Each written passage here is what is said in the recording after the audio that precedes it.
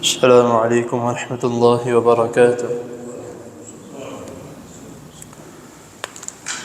إن الحمد لله والصلاة والسلام على رسول الله. أما بعد،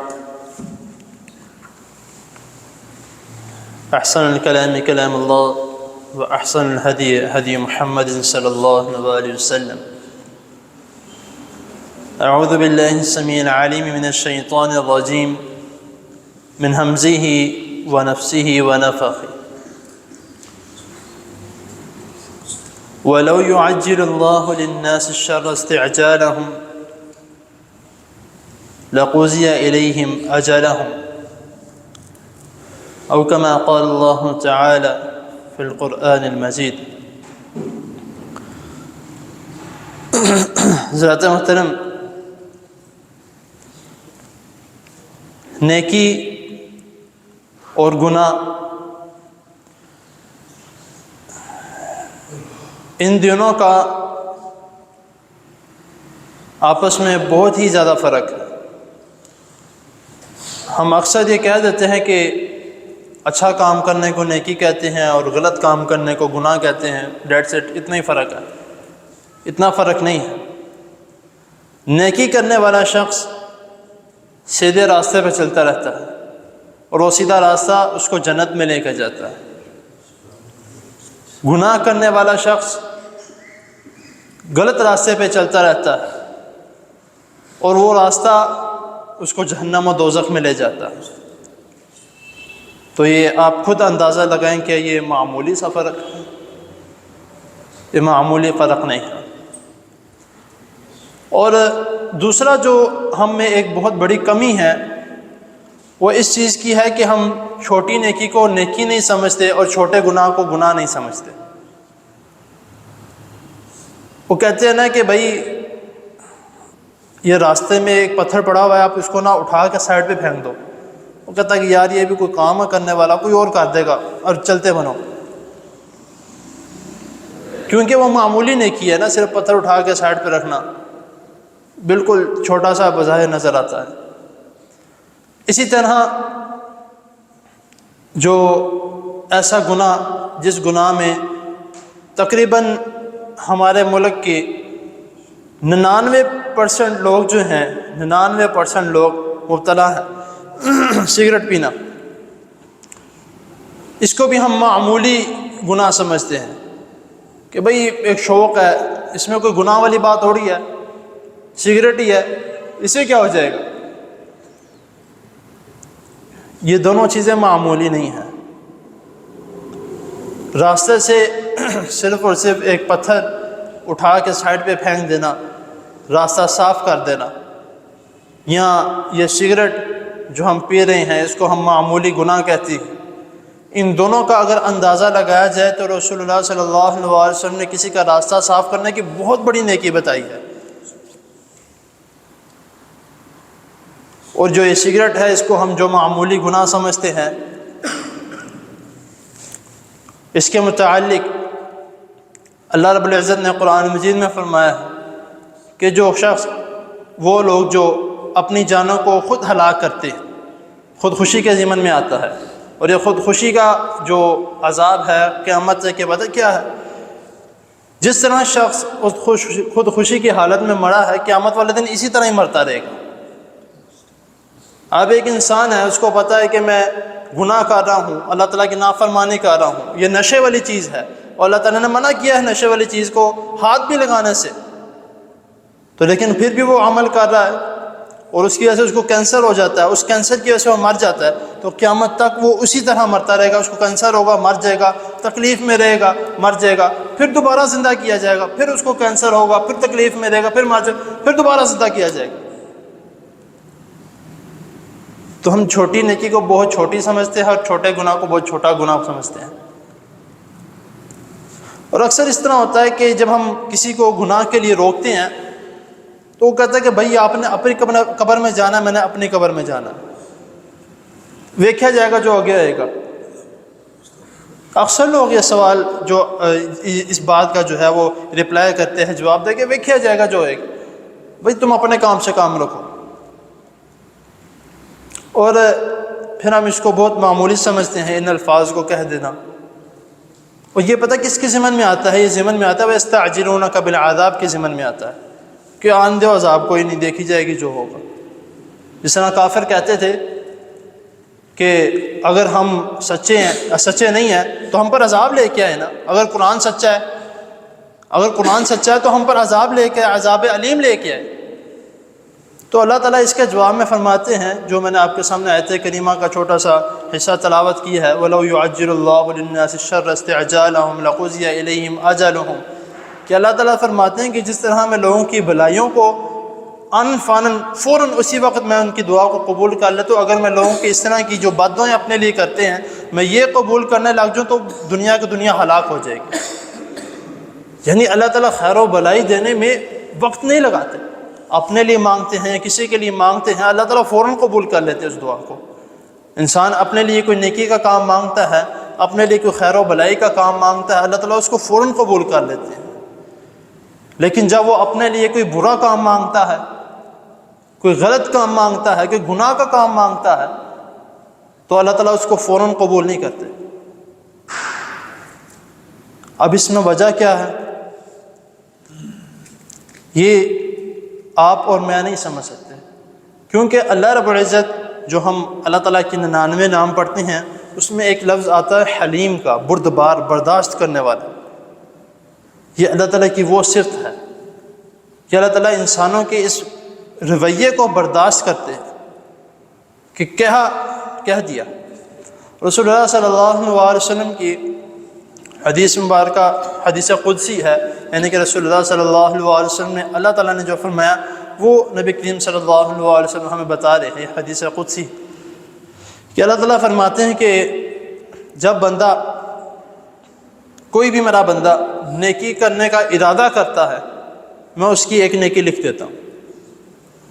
اب اس سے وہ کام ہوتا ہے نہیں ہوتا تو اس کی نیکی لکھ دی گئی، صرف اس کے ارادے کی وجہ سے اس کی وہ نیکی لکھ دی گئی ہے. اب اگر وہ بندہ نیکی کر لیتا ہے، جو اس نے ارادہ کیا تھا وہ نیکی کر لیتا ہے، تو میں اس کی 10 گنا جو نیکی میں نے اس کو دینی تھی اس کو 700 گنا نیکی دیتا ہوں. وہی اللہ تعالیٰ قرآن مجید میں فرما رہے ہیں من جاء بالحسنۃ فلہ 10 امثالھا، کہ جو بندہ نیکی کرتا ہے میں اس کو 10 گنا نیکیاں دیتا ہوں.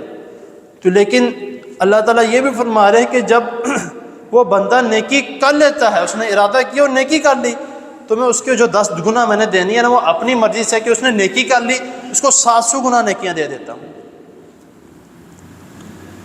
اور جو شخص گناہ کا ارادہ کرتا ہے، ابھی اس نے ارادہ کیا نہیں ہے، رسول اللہ صلی اللہ علیہ وسلم فرما رہے ہیں کہ اللہ تعالیٰ فرماتے ہیں کہ میں نے اس گناہ کو لکھا ہی نہیں ابھی، کہ ابھی اس نے کیا نہیں ہے. اور رسول اللہ صلی اللہ علیہ وسلم فرماتے ہیں کہ اللہ تعالیٰ نے فرمایا کہ بندے نے جو ارادہ کیا تھا گناہ کرنے کا، وہ اللہ تعالیٰ کے خوف کی وجہ سے رک جاتا ہے کہ یار میں نے ارادہ کیا تھا لیکن میں نے گناہ نہیں کرنا. تو رسول اللہ صلی اللہ علیہ وسلم فرماتے ہیں کہ اللہ تعالیٰ نے فرمایا کہ جو اس نے گناہ کا ارادہ کیا تھا لیکن نہیں کیا، اس کے بدلے میں نے اس کے لیے نیکی لکھ دی. اب نبی کریم صلی اللہ علیہ وسلم آگے کیا فرما رہے ہیں کہ اللہ تعالیٰ فرما رہے ہیں کہ جو اس نے گناہ کا ارادہ کیا تھا، اب اگر اس نے گناہ کا ارتکاب بھی کر دیا، جو ارادہ کیا تھا اس نے ارتکاب بھی کر دیا، تو میں اس کی وہی گناہ لکھوں گا جو اس نے کیا تھا، اس کو نہیں بڑھاؤں گا، نہیں، بس اتنا ہی لکھوں گا جو اس نے کیا تھا. تو ہو سکتا ہے کہ میری رحمت جوش مار جائے، میں اس کو وہ بھی معاف کر دوں. یعنی کہ اللہ تعالیٰ ہمیں اتنے زیادہ چانسز دے رہے ہیں، اتنے زیادہ چانسز دے رہے ہیں، لیکن پھر بھی ہمیں سمجھ نہیں لگتی. ہم پھر بھی گناہوں کی طرف زیادہ سے زیادہ اٹریکٹ ہوتے ہیں، زیادہ سے زیادہ گناہوں کی طرف ہم بھاگتے جاتے ہیں. وہ جو گناہ والا کام ہے اور نافرمانی والا کام ہے، وہ انسان کو بہت زیادہ جلدی اپنے پاس اپنی طرف کھینچتا ہے. لیکن جو نیکی والا کام ہے اسے انسان کہتا ہے کہ یار ہو جائے تو ٹھیک ہے، نہیں ہوا تو جتنا ہو سکے بچے رہو تو صحیح ہے، ہم یہ سوچتے. اور اسی حدیث میں رسول اللہ صلی اللہ علیہ وسلم فرما رہے ہیں کہ اللہ تعالیٰ فرماتے ہیں کہ انسان سے گناہ ہو جاتا ہے اور وہ گناہ پہ گناہ کری جا رہا ہے، وہ اتنے گناہ اس نے کر لیے ہیں کہ وہ اپنے گناہوں کے پہاڑ کے نیچے دب گیا ہے، اس کے بوجھ کے نیچے وہ دب چکا ہے، اور وہ اتنے زیادہ گناہ لے کر میرے پاس آتا ہے، اور وہ سچے دل سے ایک مرتبہ میرے سے توبہ کر لے، اس کے جتنے گناہ ہیں میں اس کو معاف کر دوں گا۔ اور پھر اتنا ہی نہیں، اللہ تعالیٰ فرماتے ہیں کہ انسان اگر میری طرف ایک بلشت بڑھتا ہے، ایک بلشت ایک ہاتھ کو کہتی ہے، ایک بلشت وہ میری طرف اپنا قدم بڑھاتا ہے، گناہ کیا ہے، توبہ کرنے کے لیے میرے پاس آ گیا، وہ ایک بلشت میری طرف بڑھاتا ہے، میں اس کے پاس چل کے آتا ہوں، وہ میرے پاس چل کے آتا ہے، میں اس کے پاس دوڑ کے آتا ہوں، وہ مجھے پکارنے کی کوشش کرتا ہے، میں اس کے پاس حاضر ہو جاتا ہوں۔ یعنی کہ اللہ تعالیٰ اتنا غفور الرحیم ہے کہ اللہ تعالیٰ ایک اور حدیث قدسی ہے، اس میں فرما رہے ہیں، رسول اللہ صلی اللہ علیہ وسلم فرمایا کہ اللہ تعالیٰ فرما رہے ہیں کہ انسان جتنے مرضی گناہ لے کر آ جائے، جتنے مرضی گناہ لے کر آ جائے، وہ میرے پاس آیا ہے کس لیے کہ اور کوئی اس کو بخشنے والا نہیں ہے، میں ہی بخشنے والا ہوں، صرف میں ہی بخشنے والا ہوں، اور کوئی بخشنے والا نہیں ہے۔ تو رسول اللہ صلی اللہ علیہ وسلم فرماتا ہے کہ اللہ تعالیٰ نے فرمایا کہ جتنے زیادہ گناہ لے کر آئے گا میں اتنی زیادہ اس کے لیے بخشش لے کر آؤں گا۔ تو ابھی بھی ہم اسی کاموں میں مبتلا ہیں کہ اللہ تعالیٰ نے ہمیں اتنے گولڈن چانس دیے ہوئے ہیں کہ بھئی نیکی کرو، ایک نیکی کرو کہ اس کے بدلے 700 گناہ نیکی ہیں، اللہ تعالیٰ کہتے ہیں میں اس سے بھی زیادہ بڑھا دوں گا، لیکن پھر بھی ہم کہتے ہیں کہ نہیں، ہم نے غلط راستے کی طرف جانا ہے، ہم نے اس راستے کی طرف جانا ہے جو ہمیں زیادہ اچھا لگتا ہے۔ کئی مرتبہ جو چھوٹے چھوٹے گناہ جس کو ہم بالکل معمولی سمجھتے ہیں اس کے متعلق، اور ایک دو مرتبہ جو ہے وہ ایک بھائی نے شرک کے متعلق میرے سے پوچھا کہ ایک میں نے درس دیا تھا یہاں پر اور خطبہ بھی پڑھایا تھا قرآن و حدیث میں شرک کے متعلق، اس کے متعلق ایک بھائی نے میرے سے سوال کیا کہ حافظ صاحب اللہ تعالیٰ شرک کیوں نہیں معاف کرتے؟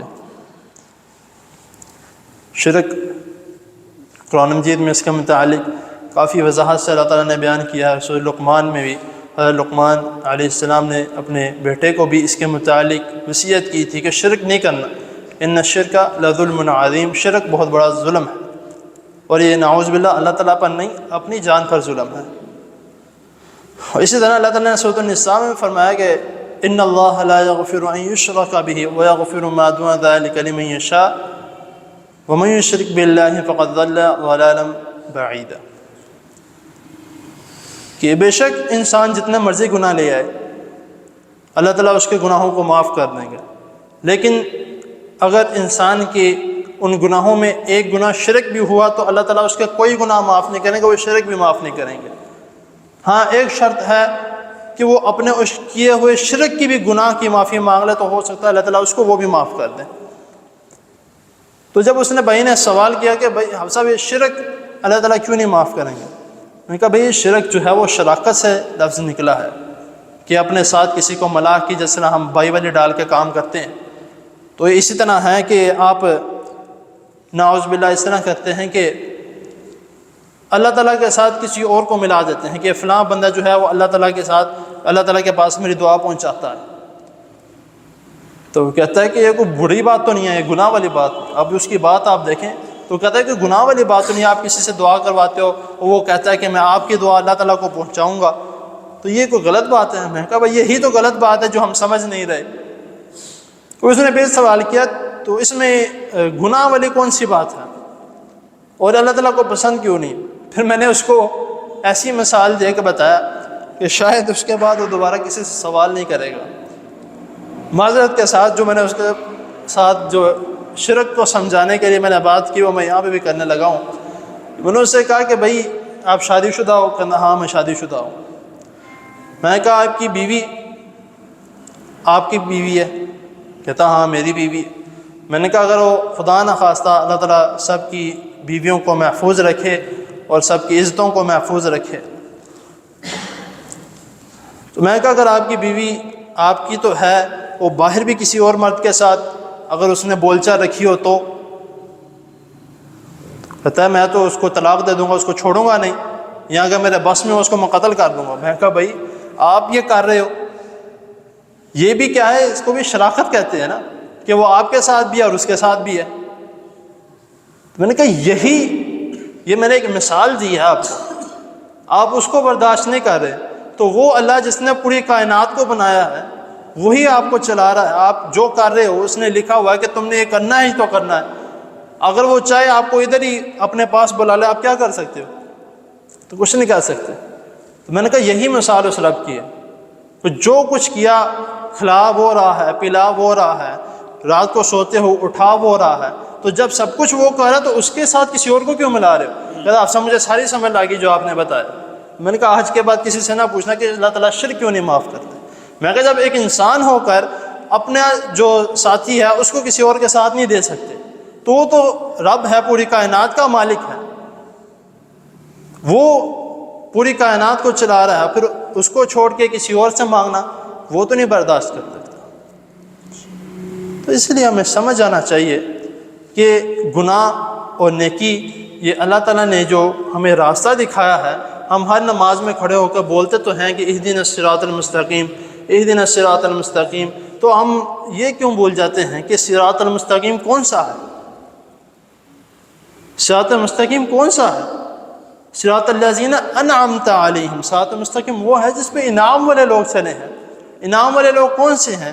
وہی یہی لوگ تھے جو اللہ تعالیٰ کے ہاں نیکیاں کرتے تھے، اللہ تعالیٰ سے اپنے گناہوں کی معافی مانگتے تھے، اور کوشش کرتے تھے کہ اللہ تعالیٰ سے کسی بھی طریقے اللہ تعالیٰ ہم سے ناراض نہ ہو جائے، ہمیشہ راضی رہیں اللہ تعالیٰ ہم سے۔ وہ لوگ ہیں، لیکن ہم تو معذرت کے ساتھ ہم ضالین والے لوگوں میں چل رہے ہیں، ہم صراط مستقیم والے راستے پہ نہیں چل رہے۔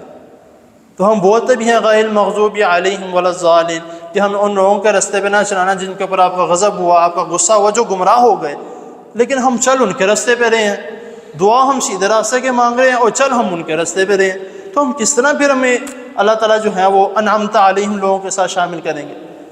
ایسے تو نہیں اللہ تعالیٰ شامل کریں گے۔ جب ہم جو مانگیں گے اسی کے مطابق چلیں گے تو پھر اللہ تعالیٰ ہمیں انعمت علیہم والے لوگوں میں شامل کریں گے۔ تو اسی لیے اپنی جو نیکیاں ہیں ان کو دیکھیں کہ ہم کون سے کام کس طرح کر رہے ہیں، نیکی والے کام کون سے ہیں۔ یہ گکھڑ صاحب یہاں پر ماشاءاللہ تشریف فرما ہے، اللہ تعالیٰ ان کو صحت والی لمبی زندگی عطا فرمائے، یہ میرے استاد بھی ہیں۔ انہوں نے ایک مجھے کتاب دی تھی ڈو اور ڈونٹس، یعنی کہ کرنے والے کام اور نہ کرنے والے کام۔ ان میں لکھا تھا کہ کون سے کام، اور ساری جتنی بھی کتاب ہے میرے خیال سے تقریباً 20 سے 30 صفحوں کی کتاب تھی وہ، تو ماشاءاللہ انہوں نے چھپوا کے آگے بھی کافی لوگوں کو دی ہے۔ تو اس میں ایک جگہ پہ لکھا ہوا تھا ڈو، کون سے کام کرنے والے ہیں، اور جتنے بھی کام ہیں سارے قرآن سے ثابت، یعنی قرآن جتنی کتابیں اللہ تعالیٰ نے آیات نازل کی ہیں کہ یہ کام کرنے والے ہیں، یہ کام کرنے والے، یہ کام کرنے والے، حرام نہ کھاؤ، اور جس طرح ڈونٹس والے کام ہیں حرام نہ کھاؤ، غلط کام نہ کرو، زنا نہ کرو، اور کرنے والے کام نیکی والے کام کرو، نماز پڑھو، زکوٰۃ ادا کرو، حج ادا کرو، عمرہ کرو، یہ سارے کام جو ہیں کرنے والے ہیں۔ اور پھر ہم کہتے ہیں کہ ہم تعلیم کہاں سے حاصل کریں؟ بھائی قرآن مجید پورا مکمل آپ کے سامنے ایک تعلیم کی کتاب ہے، پھر بھی آپ کہتے ہو کہ ہم تعلیم کہاں سے حاصل کریں؟ احادیث ہیں، اتنی جامع احادیث ہیں، اور میں اکثر اپنے دروس میں بات کہتا ہوں کہ ہمارے پاس ٹیکنالوجی ہے، یہ موبائل کی شکل میں ایک ٹیکنالوجی ہے، آپ ایک چیز سرچ کرتے ہیں آپ کے سامنے ہزاروں چیزیں آ جاتی ہیں۔ آپ نماز کے بارے میں سرچ کریں، آپ کے سامنے مکمل نماز کا طریقہ آ جائے گا، اور پھر کئی طریقے آ جائیں گے۔ تو لیکن میں وہی ریفر کرتا ہوں کہ وہ نماز کا طریقہ سیکھے جس کے متعلق آیا کہ رسول اللہ صلی اللہ علیہ وسلم اس طرح نماز پڑھے۔ وہ والی نماز کا طریقہ نہ سیکھے کہ فلاں عالم صاحب نے یہ کتاب بتائی اور انہوں نے کہا کہ اس طرح نماز پڑھو، اس طرح انہوں نے پڑھی تھی، اس طرح پڑھ لو۔ وہ نہیں، وہ سیکھیں جو لکھا ہو کہ نبی کریم صلی اللہ علیہ وسلم نے اس طرح نماز پڑھی، تو پھر ہمیں سارا کو سامنے مل جائے گا کہ کون سے ہم نے کام اچھے ہیں اور کون سے کام برے ہیں، نبی کریم صلی اللہ علیہ وسلم نے کون سے کام سے منع کیا اور کون سے کام کرنے کا حکم دیا، ہمارے سامنے سارا کچھ ہے۔ تو اگر ہم وہ سمجھ جائیں گے تو ہمارے لیے اہدنا الصراط المستقیم اور صراط الذین انعمت علیہم، تو انشاءاللہ تعالیٰ ہمارے لیے سیدھا راستہ کھلا ہے۔ تو لیکن اگر ہم نہیں سمجھیں گے، پھر جو ہم مانگتے نہیں ہیں غیر المغضوب علیہم ولا الضالین ہم بولتے ہیں، لیکن پھر انہی راستوں پہ ہم چل جائیں گے اگر ہم سیدھے راستے پہ نہیں چلیں گے۔ تو اسی لیے کوشش کریں کہ جو ہم اپنے لیے مانگتے ہیں اہدنا الصراط المستقیم، اسی راستے پر چلنے کی کوشش کریں۔ جتنا مرضی معمولی سے معمولی نیکی بھی ہے نا، چھوٹی سی چھوٹی نیکی، ایک ناخن کے برابر بھی ایک نیکی ہے، اس کو چھوڑے مت۔ ناخن کے برابر بھی ایک نیکی ہے، اس کو چھوڑو۔ اور سب سے چھوٹی نیکی میں آپ کو بتاؤں کون سی ہے؟ سب سے چھوٹی نیکی اپنے بھائی کے ساتھ مسکرا کے اس کو ملنا، سب سے چھوٹی نیکی ہے۔ اور سب سے چھوٹی نیکی یہ کرنے کی وجہ سے اللہ تعالیٰ نے اس کا اجر بہت بڑا رکھا ہے۔ حالانکہ بالکل معمولی سی نیکی ہے، مائنر سی نیکی ہے، لیکن اللہ تعالیٰ نے اس کا اجر بہت بڑا رکھا ہے کہ اپنے بھائی کو خوشی کے ساتھ اور اچھے طریقے سے ملنے کی۔ تو اسی لیے نیکیوں کو اپنے ہاتھ سے جانے مت دیں۔ اللہ تعالیٰ آپ کو روز موقع دیتے ہیں، یہ نہیں کہ اللہ تعالیٰ موقع نہیں دیتے، اللہ تعالیٰ روز نیکی کرنے کا موقع دیتے ہیں، لیکن ہم جو ہے وہ نظر انداز کر دیتے ہیں، کیونکہ ہمیں اچھا وہی لگ رہا ہوتا ہے جو ہمارے لیے اچھا نہیں ہے۔ تو اسی لیے جو ہمارے لیے اچھا نہیں ہے اس سے بچیں۔ تو اگر اکثر لوگ جو ہیں وہ کہتے ہیں کہ کیا ہمارے لیے اچھا ہے کیا نہیں ہے، ہم کس طرح جانیں، وہ بھی طریقہ رسول اللہ صلی اللہ علیہ وسلم بتایا کہ استخارہ کرو اپنے لیے، جو آپ کے لیے اچھا ہے وہ اللہ تعالیٰ خود ہی آپ کے لیے پرووائڈ کریں گے، جو آپ کے لیے اچھا نہیں ہے وہ اللہ تعالیٰ آپ سے دور رکھیں گے انشاءاللہ تعالیٰ۔ تو اللہ تعالیٰ کی حضور دعا ہے اللہ تعالیٰ ہمیں ہر قسم کے گناہوں سے، ہر قسم کی اللہ تعالیٰ کی نافرمانی سے اور ہر قسم کے غلط کام سے اللہ تعالیٰ ہمیں بچنے کی توفیق عطا فرمائے، اور زیادہ سے زیادہ نیکیاں چھوٹی سے چھوٹی بھی ہو بڑی سے بڑی بھی ہو اللہ تعالیٰ ہمیں کرنے کی توفیق عطا فرمائے۔ وآخر دعوانا ان الحمدللہ رب العالمین۔ دعا کریں ہمارے جو ججا صاحب ہیں حضرت محمد مصطفیٰ ججا صاحب، ان کی والدہ بھی وفات پا چکی ہیں، تو ان کے لیے بھی دعا کہ اللہ تعالیٰ ان کی بخشش فرمائے، ان کی والدہ کو جنت الفردوس میں اعلیٰ مقام عطا فرمائے۔ اور جو بھائی بہن اپنے بچوں کے رشتے کے لیے پریشان ہیں ان کے لیے بھی دعا کر اللہ تعالیٰ ان کو نیک صالح لڑکا لڑکی جو بھی وہ مانگتے ہیں اللہ تعالیٰ ان کو عطا فرمائے۔ الحمدللہ رب العالمین والعاقبۃ للمتقین۔ اللهم صل على محمد وعلى آل محمد كما صليت على إبراهيم وعلى آل إبراهيم إنك حميد مجيد. اللهم بارك على محمد وعلى آل محمد كما باركت على إبراهيم وعلى آل إبراهيم إنك حميد مجيد. ربنا آتنا في الدنيا حسنة وفي الآخرة حسنة وقنا عذاب النار. ربنا ظلمنا أنفسنا وإن لم تغفر لنا وترحمنا لنكونن من الخاسرين. يا شافي الإمراض اشف مرضنا ومرضى المسلمين. يا شافي الإمراض اشف مرضنا ومرضى المسلمين. يا شافي الإمراض اشف مرضنا ومرضى المسلمين. اذهب الباس رب الناس واشف أنت الشافي لا شفاء إلا شفاؤك شفاء لا يغادر سقما. اللهم انصر الإسلام والمسلمين. اللهم أعز الإسلام والمسلمين. لا إله إلا أنت سبحانك إني كنت من الظالمين. اللهم اغفر لحينا وميتنا وشاهدنا وغائبنا وصغيرنا وكبيرنا وذكرنا وأنسانا. اللهم من أحيتها منا فأحيها على الإسلام ومن توفيتها منا فتوفها على الإيمان. اللهم لا تحرمنا أجرها ولا تفتنا بعد.